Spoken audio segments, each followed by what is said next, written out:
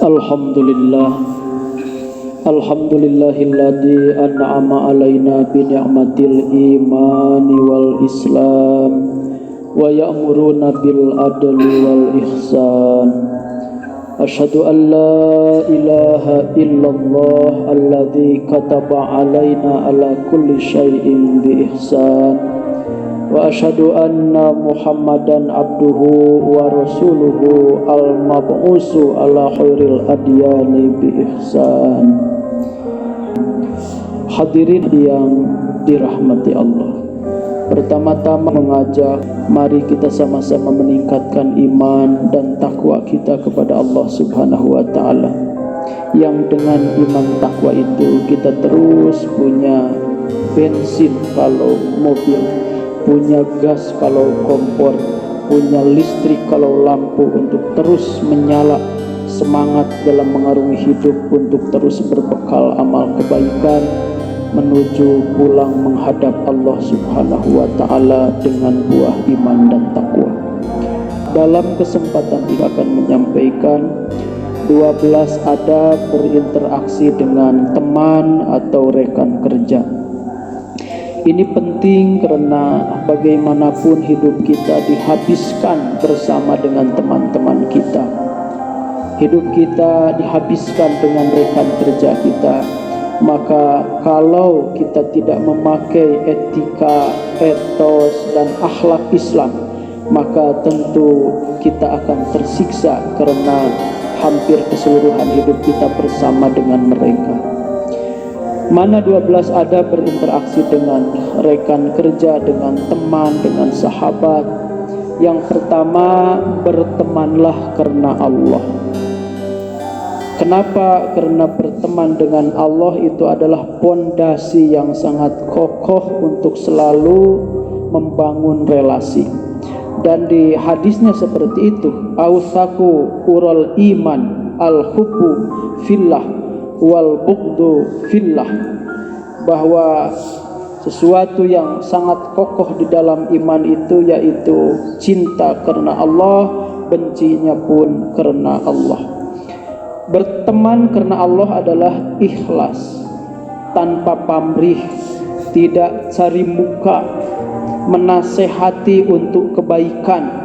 Dia tidak akan sungkan dan segan untuk menegur temannya, menasehati temannya, mengajak temannya kepada kebaikan. Dan beruntunglah kalau ada orang punya teman seperti itu, karena hidupnya tidak akan tersesat. Ada yang selalu mengingatkan pada kebaikan dan kepada kesabaran. Wa tawasau bil haqq wa tawasau bis sabr. Yang kedua, bertekad untuk selalu baik dengan teman. Kalau tekad ini kuat, maka akan berbuah kepada akhlak yang baik. Saya adalah orang yang bertekad kepada teman itu hanya ada satu kamus dalam hidup saya, berbuat baik, dan pantang bagiku berbuat buruk kepada teman. Itu tekad ajam yang baik, itu adalah suatu pondasi dasar untuk selalu berbuah kebaikan dalam berteman. Al-azmu ayah suna ilaihi, saya akan selalu berbuat baik kepadanya. Ucapan baik, perilaku baik, pikiran pun baik, ya, pikiran pun baik. Itulah teman sejati. Zaman Rasulullah Sallallahu Alaihi Wasallam ada 6 orang yang sudah bergelimpangan karena pedang musuh, dan semua orang sudah hampir sakaratul maut. Dan sakaratul maut indikatornya adalah kehausan. Semua minta air. Orang pertama diberi air oleh orang yang selamat itu, tetapi ia mendahulukan orang kedua. Orang kedua mendahulukan orang ketiga. Silakan teman saya aja yang sebelah kanan. Terus sampai ke-6, dan yang ke-6 pun minta. Yang pertama lebih berhak, dan mau pindah ke pertama ternyata sudah meninggal. Mau pindah yang kedua sudah meninggal. Mau pindah yang ketiga, keempat, kelima, keenam sudah meninggal ternyata. Itu namanya athar. Dan mereka al-mubasyir, diberi kabar gembira oleh Rasul, ahli surga. Itulah teman yang bertekad dalam hidupnya akan selalu berbuat baik kepada temannya. Yang nomor ketiga, memaklumi karakter dan akhlak temannya. Teman kita bukan malaikat, pasti punya karakter yang tidak kita harapkan. Ya, kita harus meyakini bahwa teman kita itu bukan malaikat pun bukan setan. Tidak selalu benar karena bukan malaikat, tidak selalu salah karena bukan setan. Kalau benar kita apresiasi, kalau salah kita luruskan. Jadi selalu memaklumi karakter teman, jangan sensitif, ya, karena nanti banyak hal yang sebenarnya salah paham dan hanya salah di komunikasi. Orang Sunda yang begitu halus, orang Batak yang begitu tegas, dan lain-lain yang kadang-kala bisa jadi cikal bakal atau anasir-anasir keburukan. Maka tidak boleh kita sensitif memaklumi karakter dan akhlak orang lain. Ya, tidak boleh juga kita bawel, emosional, gitu, reaktif dengan hal-hal. Teman itu seburuk-buruknya juga adalah teman. Di dalam Sunda itu buruk-buruk papan jati, hade goreng, ya dulur sorangan, hade goreng, teman sorangan, batur sorangan. Maka maklumi setiap karakter teman. Dibawa nyantai, kalau tidak begitu bukan teman saya, karena karakternya begitu. Kalau tidak sensitif bukan teman saya, itu karena ya karakternya sensitif. Kalau tidak tegas bukan teman saya. Jadi unik, dibawa unik aja. Jangan diperbesar sesuatu yang membuat kita tersinggung.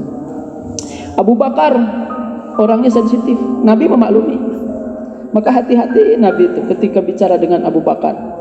Umar tegas dan keras kadang-kala, yang Nabi kadang-kala juga harus menyikapinya dengan seperti itu. Utsman pemalu, maka Nabi ketika datang Sayyidina Utsman langsung merapihkan bajunya, merapihkan betis yang terlihat. Kenapa? Karena tahu Utsman itu pemalu. Sayyidina Ali perfeksionis, selalu ingin sempurna, selalu ingin hebat, selalu ingin apa. Oleh Nabi selalu ditempatkan pada tempatnya. Artinya memang setiap orang punya karakter, dan orang yang bijak itu adalah orang yang selalu memaklumi karakter temannya. Yang nomor keempat, memaafkan kesalahannya, ya, selalu memaafkan kesalahannya. Karena jihad akbar itu adalah melawan hawa nafsu ketika kita tersinggung. Maka jika teman kita suatu ketika karakter jeleknya lagi muncul, maklumi, ya itu memang karakternya begitu. Justru uniknya dia itu di situ. Kalau enggak gitu bukan dia. Dibawa nyantai, dibawa unik.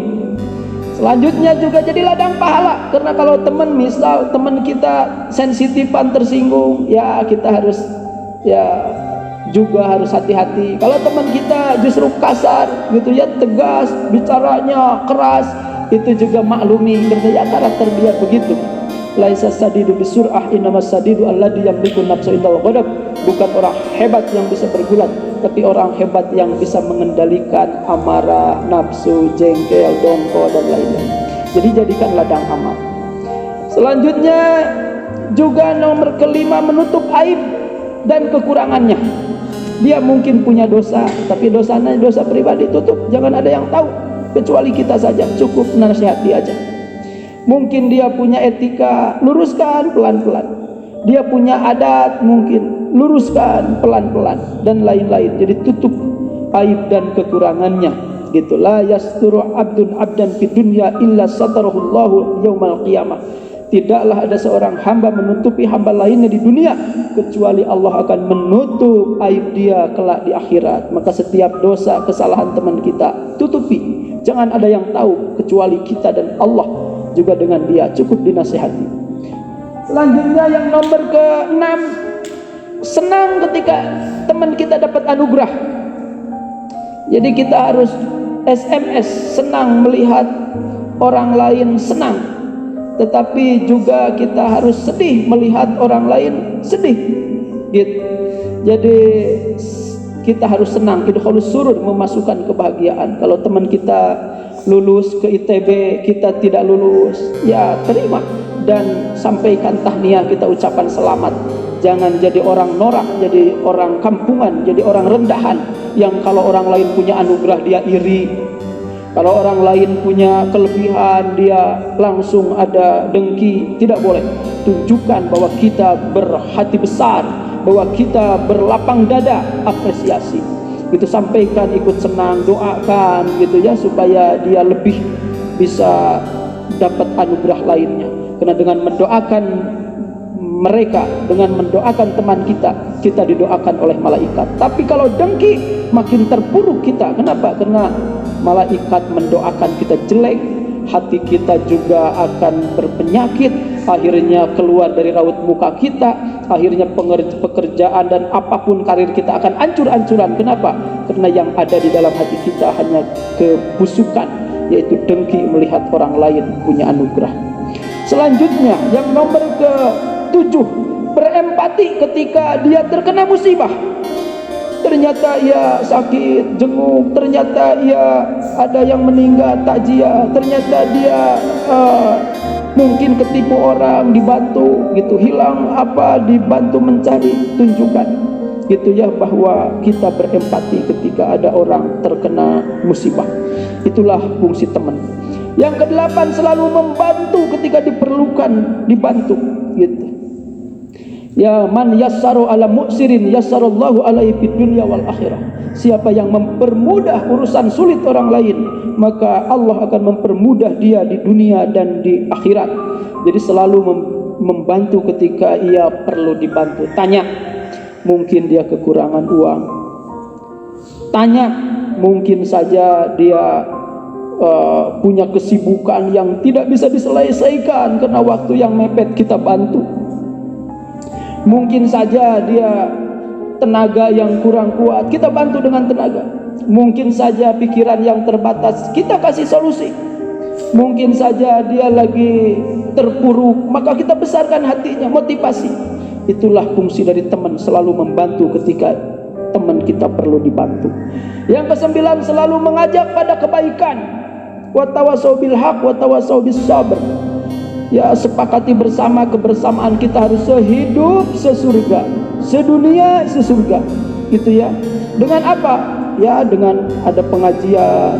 Dengan apa? Dengan ada acara kultum. Dengan acara apa? Bikin grup WhatsApp selalu mengingatkan kebaikan itu dan lain-lain. Jadi silahkan selalu mengajak pada kebaikan. Kalau dia udah kaya, ingatkan, ajak umroh, ajak haji gitu ya. Kalau dia udah kaya, ajak wakaf, ajak infak, ajak sedekah. Kalau dia sholatnya masih bolong-bolong, ajak dia untuk sholat. Kalau dia belum ngaji, ajak ngaji, nanti akan jadi jalan hidayah. Yang ke-10, menasihati ketika dia salah. Man ra'a minkum munkaran falyughayyir biyadihi, fa in lam yastati fa bilisanihi, fa in lam yastati fa biqalbihi. Wadzalika adaqul iman. Ketika kita melihat teman kita judi, teman kita zina, teman kita minuman keras, narkoba, maka kita luruskan oleh kita, kita tegur oleh kita, dan kita nasihati ya. Bisa saja narkoba, judi gitu ya, dan durhaka orang tua, korupsi, selingkuh, ingatkan. Itulah fungsi teman. Sepertinya memang menyakitkan, menyesakkan, ataupun kita segan karena takut dia responnya negatif, tapi kita karena Allah, hati yang tulus akan kena kepada hati, maka luruskan hati, nasihati, insya Allah akan mengena di hatinya. Yang ke-11, sering saling memberi hadiah. Kita punya makanan, bawakan makanan, kasih hadiah. Kita punya uang berlebih, ya berbagi uang. Jadi saling memberi hadiah. Kata baginda Rasulullah sallallahu alaihi wasallam, tahadu tahabu, hadis riwayat Bukhari. Saling memberi hadiahlah kalian, maka kalian akan saling mencintai. Gitu. Saling cinta yang tulus karena memang berangkat terstimulus daripada hadiah-hadiah yang sebenarnya enggak seberapa. Kita ke Sumedang bawa tahu, bagikan tahu. Kita ke Ciamis bawa galeno, bagikan galeno. Kita ke Cianjur bawa tauco, bagikan tauco. Kita ke Subang bawa nanas, bagikan nanas. Itu hal sederhana tetapi akan menguatkan ikatan kita. Dan yang ke-12, jika lawan jenis ya ada berinteraksi dengan teman itu, perhatikan, taati batas-batas syariat gitu. Wala taqrabuz zina innahu kana fahisatan wa sa'a sabila. Kalau teman kita perempuan tentu ada batas-batasan, tidak boleh seperti ke sesama jenis. Pada akhirnya mari kita sama-sama menundukkan kepala kita, mengangkat tangan kita, menghadirkan hati kita, kita bermunajat kepada Allah. Mudah-mudahan dengan siapapun kita bergaul, dimanapun kita bergaul, hal apapun kita dalam pergaulan, senantiasa dibimbing oleh Allah untuk selalu menebar manfaat, maslahat, dan keberkahan. Karena ketulusan kita dan etika kita, berakhlak kita dalam berhubungan dengan teman, sahabat, rekan kerja, teman sekelas, dan orang-orang di sekitar kita. Innallaha malaikatahu yusholluna 'alan nabi ya ayyuhalladzina amanu shollu 'alaihi wasallimu taslima. Allahumma sholli ala sayidina Muhammad wa ala alihi wa sahbihi ajmain amin ya rabbal alamin. Allahumma rabbana dzalamna anfusana wa illam taghfir lana wa tarhamna lanakunanna minal khasirin. Nastaghfirullahal adzim. Allahumma ij'alna minas sholihin. Allahumma ij'alna minal alimin. Allahumma ij'alna minal faqihin. Allahumma ij'alna min ulama'il amilin. Allahumma ij'alna minal abidin. Allahumma ij'alna minal mukhlisin. Allahumma ij'alna minas sabirin. Allahumma ij'alna minal mutawakkilin. Allahumma ij'alna minas sa'idin fid dunya wal akhirah. Allahumma ighfir lil mu'minina wal mu'minat wal muslimin wal muslimat al ahya'i minhum wal amwat. Rabbana atina fid dunya hasanah wa fil akhirati hasanah wa qina adzabannar. Subhana rabbika rabbil izzati amma yasifun wa salamun alal mursalin walhamdulillahi rabbil